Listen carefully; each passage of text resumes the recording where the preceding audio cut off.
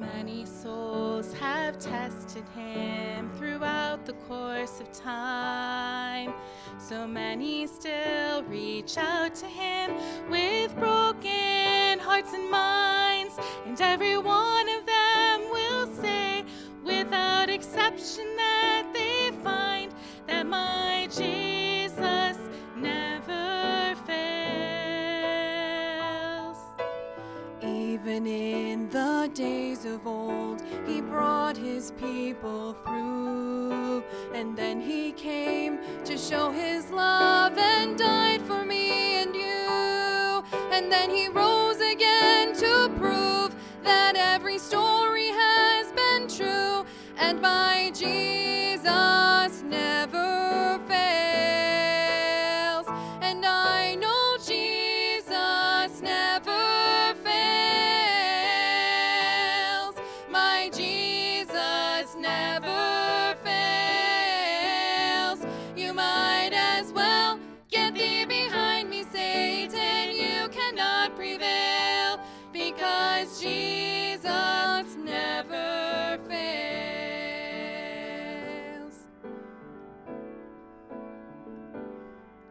Sometimes this life brings trouble I find so hard to bear. I know I could not make it without Jesus being there. So encouraging to know, however deep you are in despair, that my Jesus never fails. So what can I do to prove to you? Tell me, how can you deny? No untold facts, no mysteries, it's all so cut and dry. And on the witness stand of your life, I'll be the first to testify that my Jesus never fails. And I know Jesus never fails. My Jesus never fails. You might as well get thee behind me, Satan. You cannot prevail, because Jesus never fails. And I know Jesus never fails. My Jesus never fails. You might as well get thee behind me, Satan. You cannot prevail, because Jesus never on Christ the solid rock I stand. All other ground is sinking sand. But my Jesus will never fail.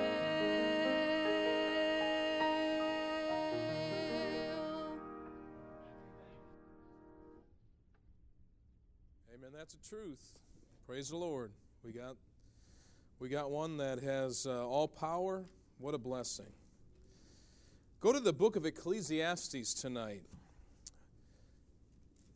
Ecclesiastes is, I find it a very interesting book.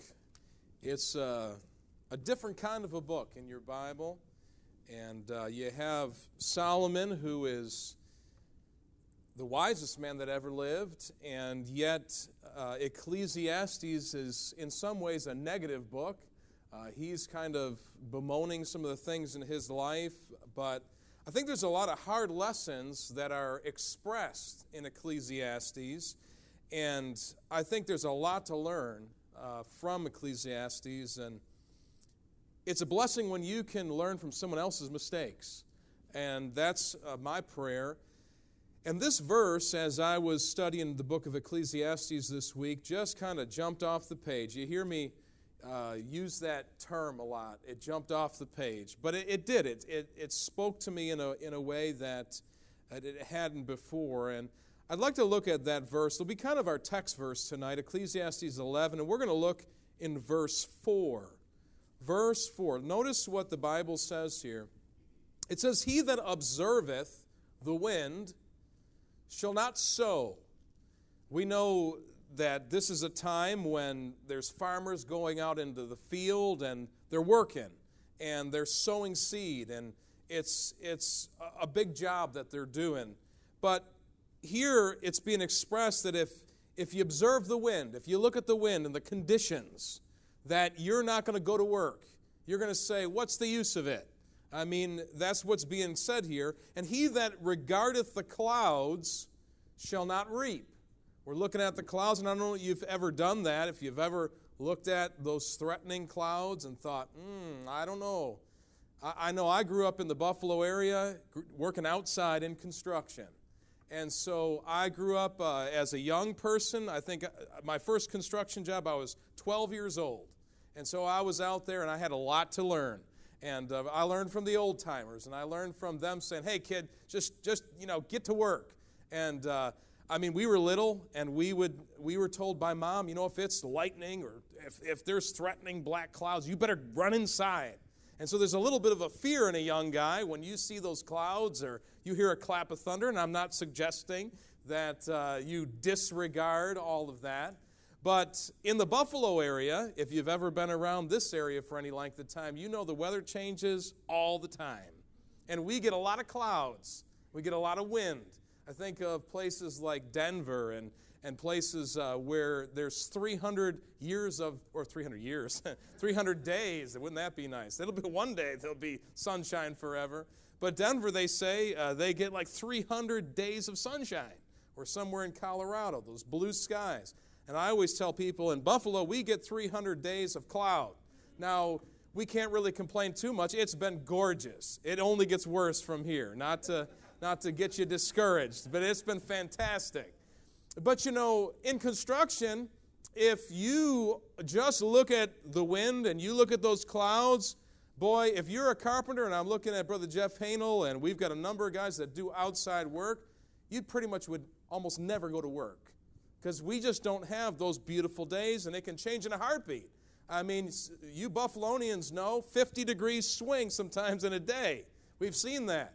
Where in the morning there's snow on the ground, and then you're in a T-shirt by the afternoon. And so this is why this, I think, speaks to me maybe a little bit more than some. If you've never worked outside or ever been in that situation, and I know you've worked outside, but there's a difference when it's day after day after day. It's a difference if you're up 30, 40, 50 feet in the air, it makes a difference. And he says, he that observeth the wind shall not sow. And he's talking about the farmer, and he that regardeth the clouds shall not reap. So he's not going to do that work. And, I think that a lot of times, as I just was asking the Lord to teach me something here, too many times where we concern ourselves with things that often never happen. I mean, the Lord has a work for us to do. There's a spiritual application. He's got a job for us to do, and it's something that we need to do day after day, day in, day out. But the lesson here is if you're constantly looking at all the things around you, the circumstances, the wind, the clouds, those things that are threatening, your tendency is not going to put your hand to the plow. You're going to take a step back. You're going to sit there and lay back. And so a lot of times what we're thinking is going to happen, those threatening clouds, they don't bring any rain.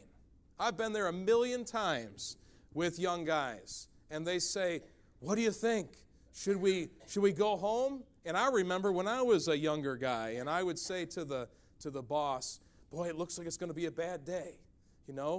I would be looking on the weather or something, and I would think, maybe we won't have work tomorrow. Maybe it'll be a rain day tomorrow. And it'd be, shut up, kid, and come to work. I'll tell you when we're going home. You'll know for sure. You'll know when we're going home. And that guy worked through, all kinds of weather. I started out in residential. Commercial guys, they are a little bit more careful, probably have a little bit more sanity. Some of those residential guys I worked for, there was sheets of ice on the plywood, and it was, kid, get up there on the ridge, and I'm sliding off. But you're hanging on, and we're trying to get the work done. But their mentality was, hey, we're going to get done what we can get done, and there's a certain amount we're going to get done today, and if whatever we don't get done, we'll get done the next day. But if you go home now, we're going to be backed up and more backed up, and we've got a lot of work to do. And that's the spiritual side that I see. We've got a lot to do. And God has entrusted us with this stewardship. And if we get our eyes on the weather, we say, hey, how's the weather? Hey, what's the weather?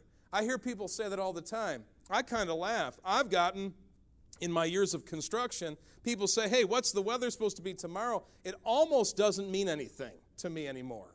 I mean, they say it's supposed to rain tomorrow. And I'm not saying we ignore it, but it's not like work is canceled just because they're threatening rain. And again, you'd have to be a contractor to understand what I'm talking about. But trust me, that's kind of the way it goes. I think our mentality ought to be work, and work for the night is coming.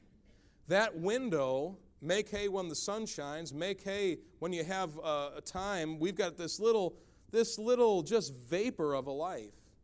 And we've got to make the most out of it while we can. Sometimes the weather just dictates that you're going to be stopped. I mean, I've been out there at times trying to get work done, and Pastor B.A., it is just not happening. And I know you're cut from the same cloth. I've seen you put your nose to the grindstone, no sleep. I mean, just push, push, push, push, push. And at some point, you have to say, Uncle. It's killing me. It is not happening. I remember my boss years ago, we were doing a job. Actually, it was for Al Johnson. If you know Johnson's Country Store, we built his house in Cambria. Beautiful home, big timber package in the center, a giant great room. But we were up there in the worst conditions. And we were up there, and our boss said, we're working. And before you know it, I was sliding off the roof, so I was lowering down the nail gun. In those days, you had a big hose. You didn't have these ones that were, without a hose. And I'm sliding that down, and it hit the edge of the roof, and it disconnected. And boom, there goes that nail gun, down, boom, smashes in a bunch of pieces.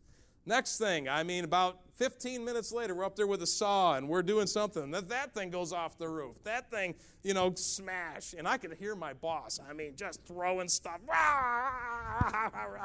And I'm up there trying to work, and I've got my legs tangled around a timber trying to do a job. I'm half upside down, and I'm like, Wendell, I need a saw. Well, he hands me up the one that was broke. So, he thought he was going to be, he goes, here, take this. And I look at it, it looked like it was a pretzel, just bent around. And finally he said, all right, we're going home. That's it. He took that saw and he threw it right in the back of his truck. Boom, and we were out of there. So sometimes you get stopped, but you know when it's time that we need to stop. But too many times we stop before it's time. Too many times we're looking for the 3 drops on the windshield, our heart's not in it, and we're thinking, all right, I'm going to head out of here. I've got an excuse not to do the work that God's called me to do. And a lot of times it's a heart problem. Our heart ought to be to go until we're stopped. You'll know when. I was up on the lift last week cutting trees, and I seen them clouds rolling in. And I'm up on a 66-foot lift, and these trees are going like this, and it's black, and I go, I know what that means. And so I knew. I could see the lightning just cracking in the sky, and I didn't want to be up there at that time. And thank God I had enough sense to get down. As soon as I put the bucket down, I heard, boom! And it was just ripping. Here comes the rain. So you know. There's times when this is just, we need to stop this. And we're going to have to ask God for wisdom. But the message, as we're looking at this verse, he that observeth the wind shall not sow, and he that regardeth the clouds shall not reap. This idea of, hey, what's the weather? That's important, but it may not be as important as we make it. So I'm trying to draw that little parallel and that balance tonight, that we're not so taken up with the circumstances. Our eyes are not so much on the wind. We pay attention to it. There are going to be times where it's like, this is very clear. We need to stop doing what we're doing. But we've got to have some caution. Too many times, there's just those few drops on the windshield, or we get that weather report. Hey, what's the weather supposed to do tomorrow, Heather? Oh, I think it sounds like rain. Oh, okay, I guess I'm I won't be there in the morning. Or people will say, are we working tomorrow? And that's almost comical to an old contractor. If you say, are we working tomorrow? I mean, you don't say that. You're about ready to get cussed at. I'm not saying that it's right to cuss. I'm just telling you that's probably what them old contractors are going to do. And when you're a young kid and you want to, be off of work. So sometimes it looks threatening, and sometimes the weather is inclement. I mean, sometimes you go out there and it's not nice. But when you're already in it, I remember, I think, your earliest memories, the first time it happens, I think you remember things better. I mean, by the fifth storm, by the fifth time you're up on the roof, or the 28th or 100th time that you're up there with ice, it just doesn't mean anything anymore. But the first time when you're a young guy and that's happening, you're thinking, we need to get out of here. I mean, I remember being up there on a pick, a 1-foot pick. I think we were about 20, 25 feet up in the air. It was raining so hard that the water was coming off the gable end. The gable end is this end, not this way, the way the water comes off. It was coming off this way, and it was coming off big time. And I was up there with my boss, and we're trying to put on siding, and that siding's going like this, and there is so much water, I mean, I can't even see. And I'm hanging on for dear life. I'm trying to do the work, and I'm up there with my boss. So, I mean, again, you got to get the job done. But, it was inclement, but we were already soaked to our skin. And we only had a little bit more to go. And by the time you get there, it's just get the job done. We're already there, and, it's going to rain all week. And who wants to come up here and set these ladders up and put the pick back up here and do all this? We're up here. We're finishing it. And that sometimes needs to be our mentality. We've got to have a little bit of that, just stay to it, that we're going to get it done kind of attitude. And that's what it takes. It takes that not just to be a missionary or a pastor, but to do the work of God, to be a Christian. Sometimes you're going to find yourself in that situation, and we've got to be careful that we don't get discouraged by the things that are around us. I hope I'm making sense tonight. A lot of times we're looking for the perfect opportunity.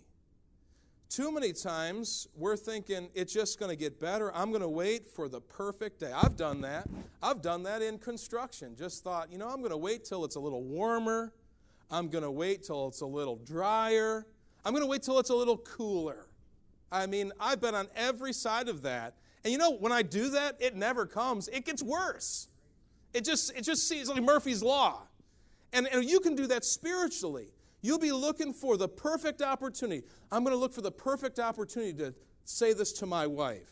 We've got this, we've got to discuss something, and I'm looking for the perfect opportunity. Or a teenager, there's something on their heart, and they need to talk to their parents.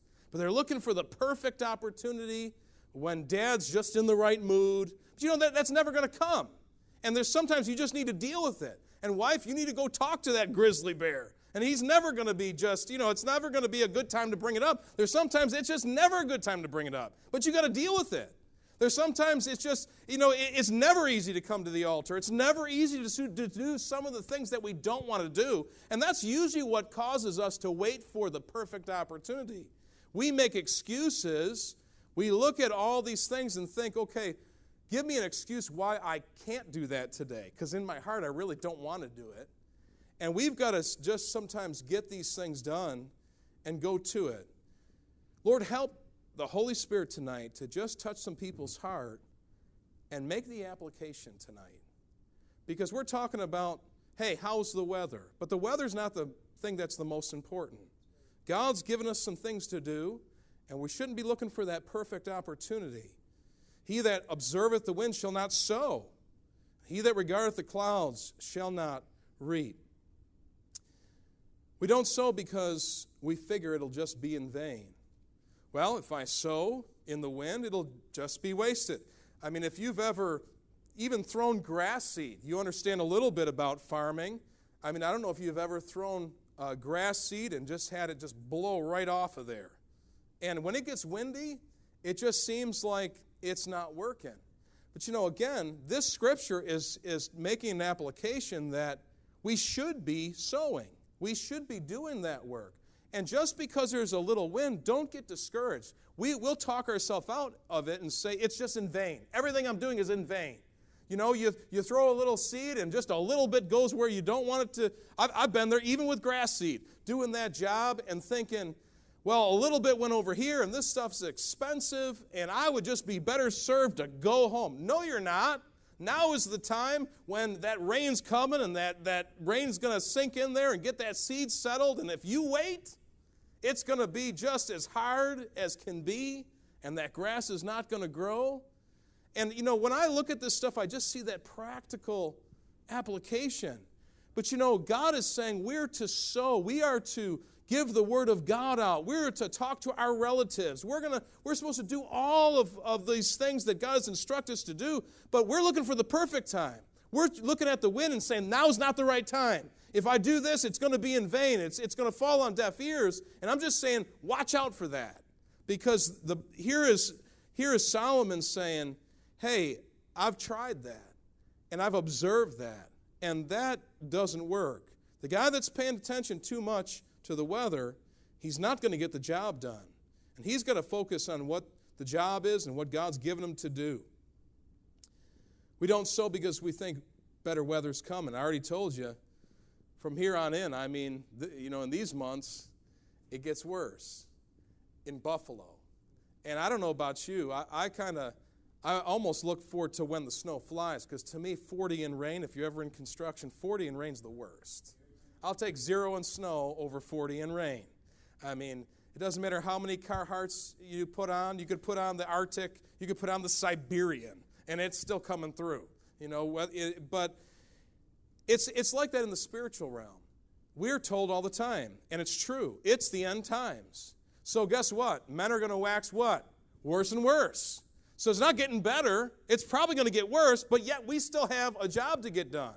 And so we've got to focus on the task and not just get, discouraged and say, well, there's worse weather coming, and I don't know, and we're going to just be in kind of a funk if we think like that.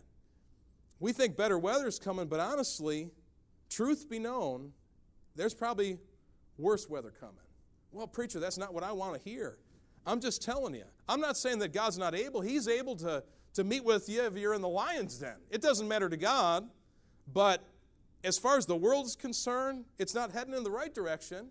So a lot of times we hear preaching and we hear it's the end times, and our tendency is to get discouraged and say, well, let me just not sow. Let me not do anything. I'm just going to hide out and hang on until God comes. But the only problem is God's given us a job to do. I've not lived a lot of life. I'm probably in the middle of this thing by God's grace. I could die tomorrow. That would mean that I'm almost at the end. But God knows about all of that. But I've lived long enough to know it doesn't get easier. It gets harder. There's a lot of verses in Ecclesiastes. Boy, I was reading in there, and I was seeing that time and again. And it's just really, really clear. It doesn't get easier. It gets harder. Now, you'll go through summers and winters in your life. There'll be seasons. And there's seasons in all our lives. There's going to be ups and downs in all our lives. But, the seasons, they get a little harsher. It's kind of like global warming, It's kind of like, the weather just, at end times weather. It's just going to probably get worse. Not going to get better. I've never seen tornadoes touching down in Buffalo and Hamburg and the surrounding areas like I have. I mean, this is crazy weather. But it's not going to get better. It's going to get worse. But we're not talking about just the physical weather tonight. We're talking about the spiritual climate. We're looking out there and understanding it's going to get worse. And as you get older, it's going to get a little harsher. Now, that shouldn't discourage you. A lot of times we just think, oh, my life is over, and every day that goes by it's going to be worse, and just, oh. No, God gives you more grace. But it's not, if you think there's going to be a time it's easier. If you're a young mother and you're a young couple and you say, well, I've got these 2 little itty-bitty kids, and boy, they're just working us, and they're keeping us up at night, and we're running around, and it's not going to get easier. It's going to get tougher. I know you don't want to hear that, but I need to tell you that. because you need to be able to gird yourself up like a man and say, Lord, give me the grace, give me the physical stamina and the spiritual stamina to be able to do what you've called me to do. And God will do that. He'll empower you, give you more strength. But you know, I observe people, even in their life physically, it gets harder for them. And this is nothing that we don't know. You get a little older, you get a little sicker, you get a little weaker. It's a little harder, a little bit dealing with a little bit more pain. And yet, it seems that the wisdom that comes with old age, they're still able to do things, and sometimes even more efficiently, and God will use them. So your life is not over. But the thing is, if you're thinking, if you're a young couple and you're thinking, it's going to get easier, one of these days all my kids will be out of diapers, and thank God for that day. But now it'll be all easy when all my kids are out of diapers. Well, no, it's not exactly like that. Well, you know, once my kids are in the teen years, it'll be easy. Well, maybe not. Once the kids are out of the house and they're on their own, that's when it's going to be really easy. Well, I don't know.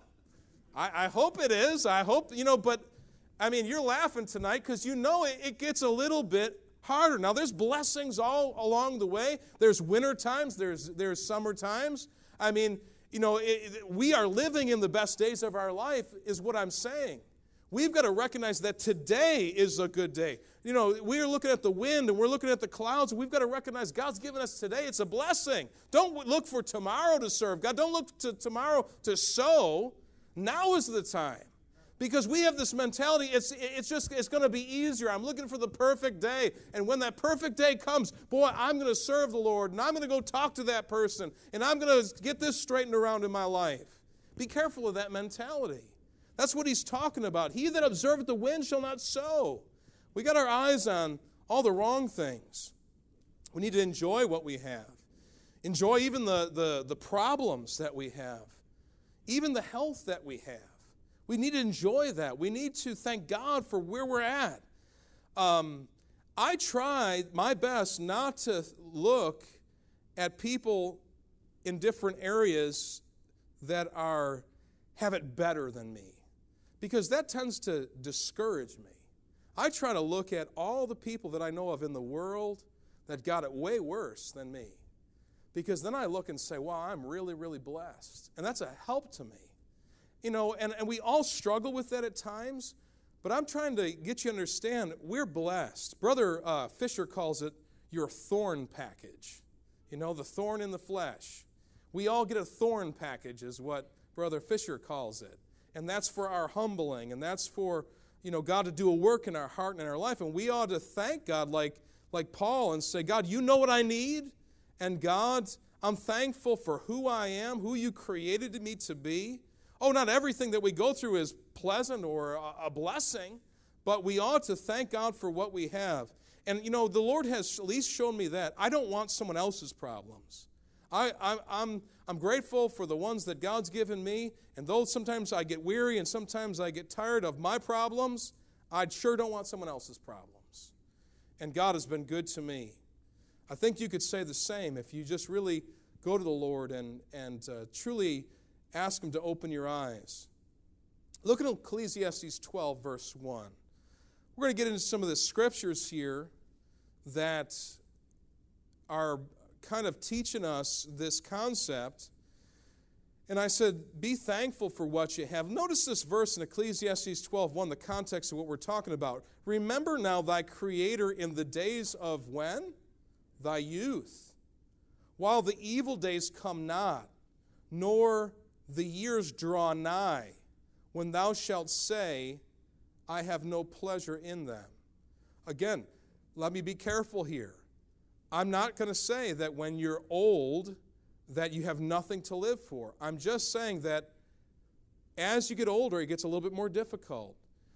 There's not as much pleasure in some things. I've heard that from people every year that's older than me, and Solomon's recognized that in his life. He's saying, hey, remember thy Creator in the days of thy youth, when the evil days, when the difficult days, those hard days are not there.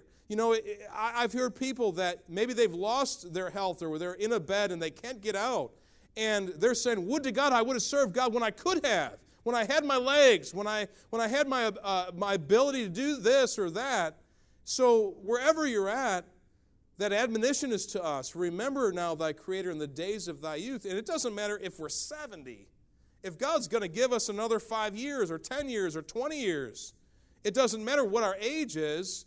Hey, if you're 70 and God's going to give you more years, that's your youth. You need to look at that and say, hey, while I still have whatever I have, help me to use that for the Lord. Help me to give that to the Lord.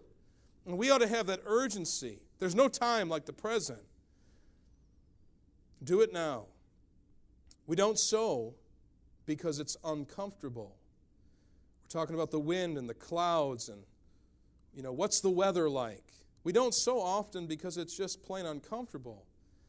Some say, what happens if I get rained on? And it's not easy battling those elements. But, if we're not careful, and I want to just pause here a moment, and I want to reiterate some of the things that I'm talking about. Just because it's uncomfortable shouldn't mean that we should just roll over and give up and say, well, it must not be the will of God for me to do this. Sometimes God calls us to some things that are uncomfortable. Sometimes He wants us, and it's necessary to go out there and to do a job. And sometimes He gives that task to certain people, and other people don't get that task. I remember working on a building. It's called the Atrium. It's outside of the hockey arena where they put that big new hotel or whatever. There's a bank there with a bunch of glass. They call it the Atrium building. And we were doing our big remodel on that building, and we were there, and we had that thing all opened up. And, man, all of a sudden the weather was just horrible. The wind was raging. The rain was pouring down. And all of us, we had it all encapsulated in tarps. And the worst thing in the world happened. We were working late second shift. So it's 10, 11 o'clock at night. And we're wanting to go home. There's maybe an hour or two before we go home. And all of a sudden the wind comes and you could hear it. And it just took that tarp and went and just blew it all open so it was flapping like this. And then the next thing you know, water is coming in. And it's a big building. And you got to get the water, get out of that building. And my boss, Tommy Schiffler, is yelling at people, get out there on them lifts, get out there. And, he's telling them to sew it up. You take tie wire and you try to get that tarp and you stab it right through the tarp and you tie it off on the rails or, onto whatever you can to strap this thing down.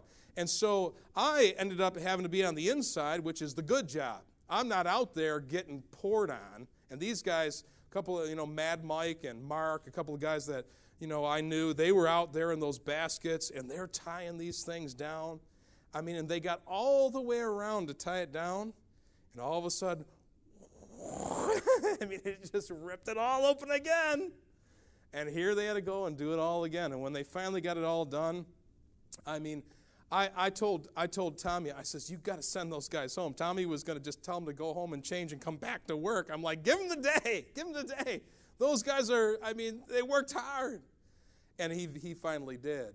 But, sometimes we'll have that inside job and things are a little bit easier on us. Sometimes we're the guy out in the basket getting drenched. Water's coming down your head. It's filling your boots. When that water's coming down, I've been there where it hits your head, and you could feel it coming all the way down and filling your boots. That's a lot of rain. And sometimes we're out there, but the job has to be done. There's sometimes that God will call us to something that's difficult, and it's not about the weather. It's not about, at that time we're not looking, is the wind blowing? Yeah, the wind's blowing. Is it raining? Do you think we should go out? Do you think it's safe? There was none of that. There was hundreds of thousands, probably millions of dollars in property there that had to be protected. Now, that's just something that we do physically. What we do spiritually is so much more important.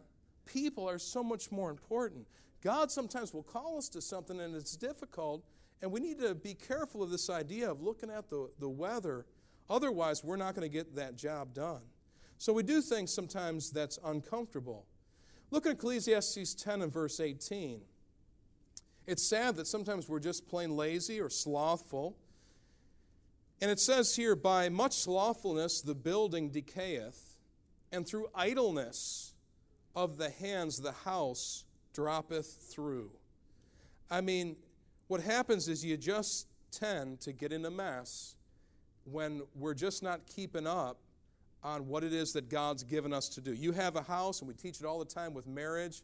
You have a nice house, and you don't do anything with it. Sooner or later, those shingles will be flapping. Water will be coming in. I mean, the ceiling will be peeling. It'll just be a disaster. What was once a beautiful home is a disaster. I was out there with Pete. We won't talk about his house too much. Wow. I mean, snakes living in there and mice living in there, and who knows? I mean, you want to talk about some work now that has to be done?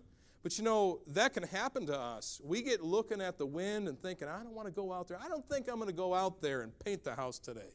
I don't think I'm going to go fix those shingles. You know, you see a problem and you don't tend to it. I remember when we had one job where there was just a couple of shingles. I mean, just a couple of shingles that had blown off.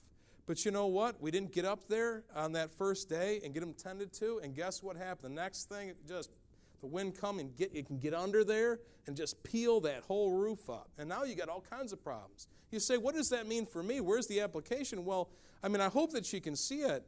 When we're saying that sometimes just because we're unwilling to deal with something, there's this slothfulness, this idleness, the house droppeth through.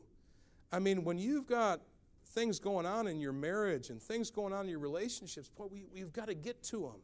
You've got to get to them sooner than later. I mean, you can get in a mess really quick. It can be mountains of trash if we're not taking things out piece by piece, piece by piece. We've got to be steady at it. We've got to work at it. And if we find ourselves that we've gotten behind, we're going to have to devote some more time to that. Now, we don't want to do that because we're busy.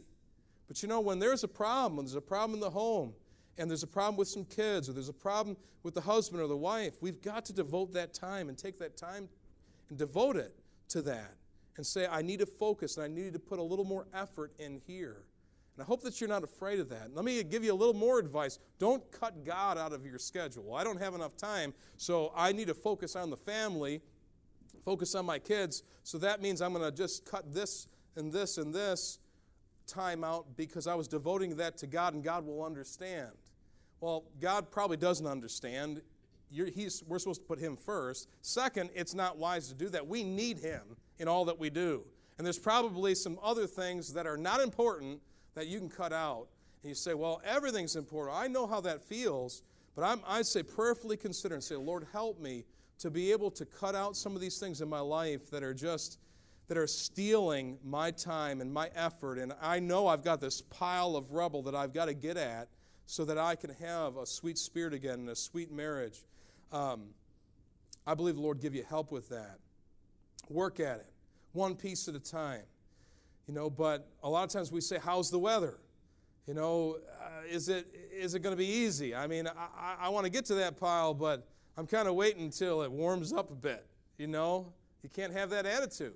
We've got to get to the work, and we've got to have that attitude that we're not going to give up. Sometimes that weather's pretty bad. Again, sometimes, let me relate it again to the home, to the marriage. Sometimes we're saying, you know, we're sticking our finger out and we're testing the wind, you know.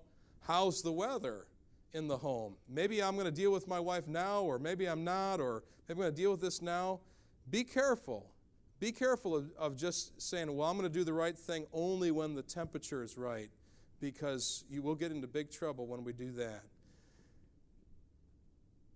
Go to Ecclesiastes 11 and verse 5. Ecclesiastes 11:5. This is just for the know-it-all weatherman out there. You know, when I used to work, there's always somebody on the job that they always know what's going to be the weather. You know, they just know. And the Bible says in Ecclesiastes 11:5, as thou knowest not what is the way of the Spirit, nor how the bones do grow in the womb of her that is with child, even so thou knowest not the works of God who maketh all. You know, there's a whole lot less that we know than we think we do. And here, Ecclesiastes is written by Solomon. Here's the the wisest man in the world, and he's given some advice, and he's saying some things, and he's talking about all these things that we don't know about. I mean, how a little baby is formed in the womb, how those bones grow. It's a miracle of God. And, God came to Job, and he started talking to him. Were you there when I created the world? Were you there in the beginning? Tell me how this works, Job. Tell me how that works. And, I mean, by the end of that, Job was just going, I don't know anything, and I abhor myself, and God, you know everything. And we got to get to that place where we trust God. God is the one that is in charge of the whole thing. I mean, the angels may be used to send the wind, but God's in control of that whole thing. And he can say, peace be still. So if God tells us to get the job done, we ought to not look to that sky. We ought to look beyond the sky and say, God, what is it that you want me to do? Help me not to have that attitude of, are we working today? Because there's going to be a few raindrops. We concern ourselves with things that will not take place until long after we're gone. That's another reason why we don't sow. We concern ourselves with things that are probably not going to take place so long after we're gone. And this kind of speaks again to what we were talking in the beginning of how we look to things and we worry about things that often don't happen. And some things are going to happen, but they're going to happen in the future. They're going to happen a while from now. I remember a lot of the speaking in the 80s and 90s, and it got to a point where it almost got ridiculous at the end of the 80s where it was like, Jesus is coming, or I'm charging up all my credit cards, I'm leaving my debt for the Antichrist, and it was almost a joke, but some people really live that way. Now, I'm not saying that Jesus is not coming for many years to come. He could come tonight, and we ought to look for his coming. And we ought to live like this is the only day we got. We ought to live like that. But we also ought not to worry, well, it's all going to hell in a handbag. We should not have this attitude that, well, the rain's coming, the wind's blowing, and let's just give up because I mean, all these things are going to happen. It may be that we have some time. It may be that God gives us a little space of grace. Let's use it. Let's work while there's a little bit of grace. Let's work while we have that time. Let's work while we can do something and get out there and do it. And not just be concerned about the signs. There are the signs of the times, and we ought to look to that. And when we'd go out in construction, and we would see that those clouds are gathering and that wind is blowing, those signs of the time. That doesn't mean that we're not going to work. It just means that we're putting on another layer. You got any sense, you understand, okay, it looks like it might be a little colder today. You start to learn. You start to see the signs of the times. And that's the way it ought to be spiritually.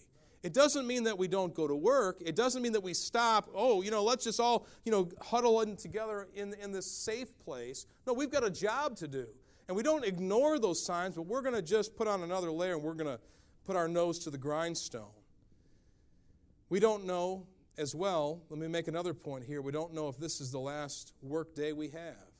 Look at Ecclesiastes 9 and we'll look in verses 10 and 11.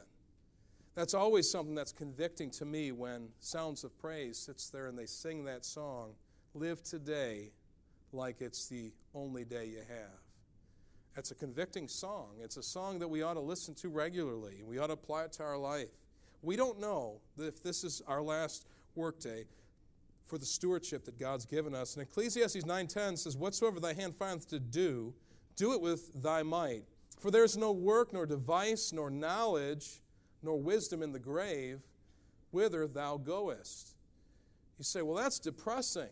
Hey, we're all heading there one day. And after that, it's heaven.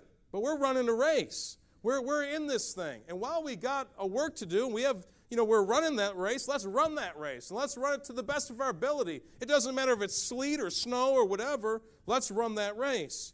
And in verse 11, he says, I returned and saw under the sun that the race is not to the swift, nor the battle to the strong, neither yet bread to the wise, nor yet riches to men of understanding, nor yet favor to men of skill, but time and chance happeneth to them all. And you say, well, that means I should just give up. No, he's saying, hey, it's not to the strong, it's not to the wise, it's not to the understanding. It doesn't matter who you are. I mean, the old song says, victory is not to the strong. How's that song go? Not to the strong is the battle, not to the swift is to the race, but to the true and the faithful victory is promised through grace. That's the Bible, in its context. To those that are true and faithful, God gives grace. And so, time and chance happeneth to them all. Don't think by your wisdom and all of your hard work and all the things that you do that's why you could sit there and say, well, look at the job that I've done. Oh, no, if you get anything accomplished, it's because God gave you grace. He looked after you. He gave you the victory. But we also ought to understand that even if we don't have understanding, we don't have wisdom, we feel pretty small, that God's saying, hey, be encouraged. Because it's not to the strong men. It's not to the men that have wisdom. It's not to the men that have all the talent. It's the ones that stay at it and the ones that God gives grace. And time and chance happeneth to them all. There's other places where it says the rain falleth on the just and the unjust alike. Meaning God gives blessings even to those that don't deserve it, to the just and the unjust. So just show up for work. Be true and faithful. Just show up for work. That's what the old timers used to say. Just be there. Just show up and bring your tools. What are we doing tomorrow? Doesn't matter. Just show up for work. Just be there. Shut your mouth, kid. Get out there. Where's your tool bucket? Be ready. And they put that in me. I still got that in me. I remember going up to Colden, up on top of Center Street. That's above Kissing Bridge in the middle of winter. And I was probably 18. And they said, we're working. Well, in those days, you didn't have cell phones, and they didn't all call you. So I left the house. Man, you got to leave 2 hours early to get up there in a snowstorm. So I made it all the way up there. I'm this, wet behind the ear kid. And this driveway was a 1/4 mile long. And Pastor B, I hit that. When I finally got through all the snowflakes and all the plows and everything else, I hit that driveway, because it was mounded. And I took that little Hyundai car that I had, little front-wheel drive, bent a bunch of stuff halfway underneath there, and I hit that snowbank like a dart, and it was soft enough that I pressed through half of it, and I could feel my car teetering like that, and I remember giving it a jerk like that, and the front wheels caught, and boom, I made it all the way in there. Well, I got all the way in there, and I was there for 30 minutes, and I'm thinking, nobody's here yet. They're really late. Next thing I know, somebody rings the phone there, or I called. There was a phone on the inside, and they said, oh, we couldn't make it up. We had our 4-wheel drive trucks, and it was so bad. I'm thinking, I'm up here. Now I got to get out. But the mentality of just sitting there and say, just show up for work. They put that in me. And we need that. The people of God got to have that. We're losing that in this generation. It ought to be just, let's not look up at the sky and say, oh, it's looking a little black. Oh, I feel a little breeze. Lord, help me just to show up for work. A couple more. Can you take a couple more? Ecclesiastes 9, verse 9. I like this verse in Ecclesiastes, and this is good advice. Ecclesiastes 9:9. Live joyfully. Live joyfully, it says there, with the wife whom thou lovest all the days of the life of thy vanity. We are to live joyfully. That is something that I think we have a lot to do with. We can't control the circumstances around us, but we can control the environment inside. There's some things that we can do about our house. We may not be able to do it, we can't cover the whole outside, but we can, inside our heart and inside our mind, we can have joy.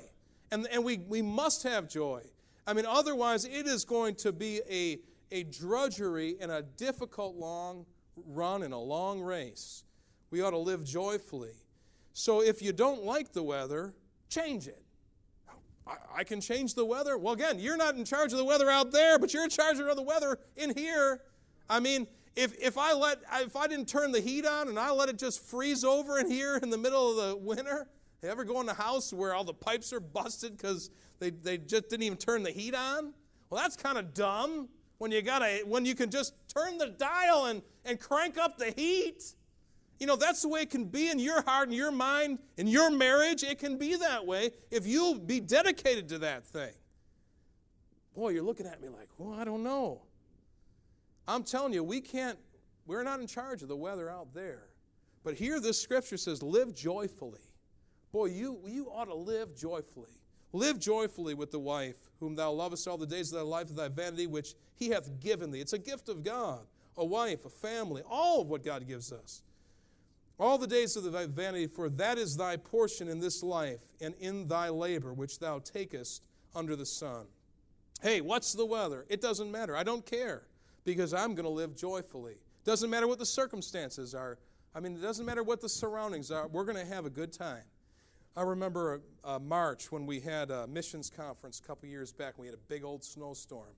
My kids will remember this, and we never canceled church, but it was pretty bad. And we were up in Perrysburg, and it looked like even in Hamburg. I mean, we always said if we can make it down the hill, we sure can make it to church, because we lived where Santa Claus lives. I mean, Perrysburg, that's the North Pole.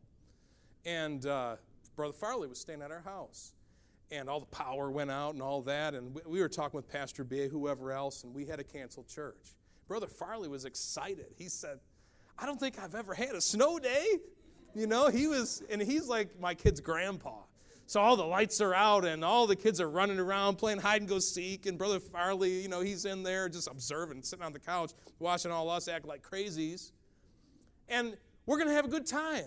We're going to have a good time no matter what happens. Some of the best times are when it's the worst outside, and it can be the most joyful on the inside.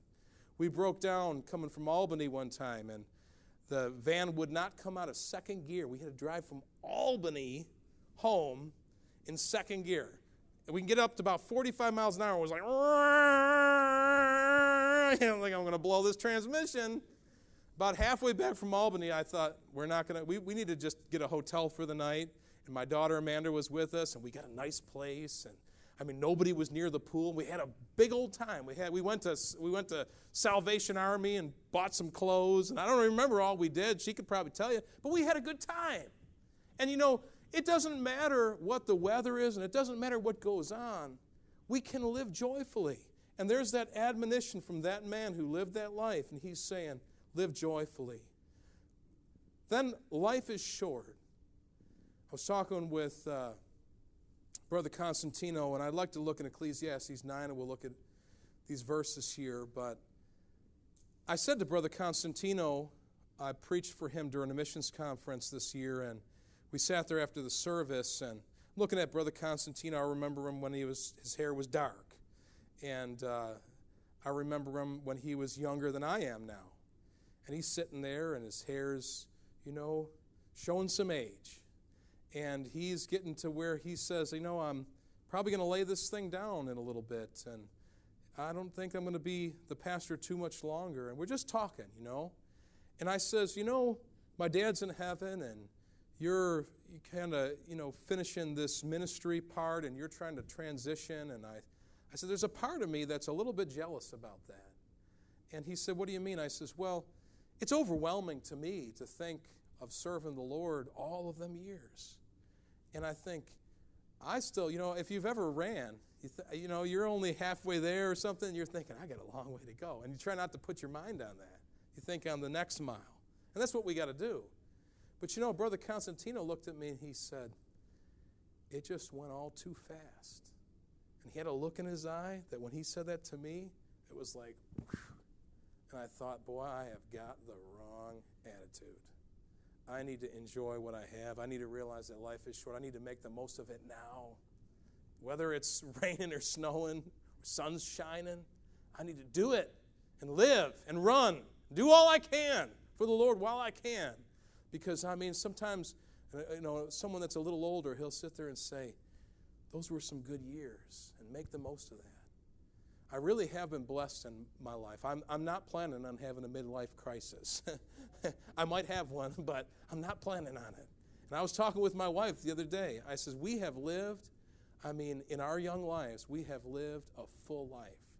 there is not much outside of seeing my grandkids. Now, I'm not saying that I don't have dreams and goals and visions, because I do.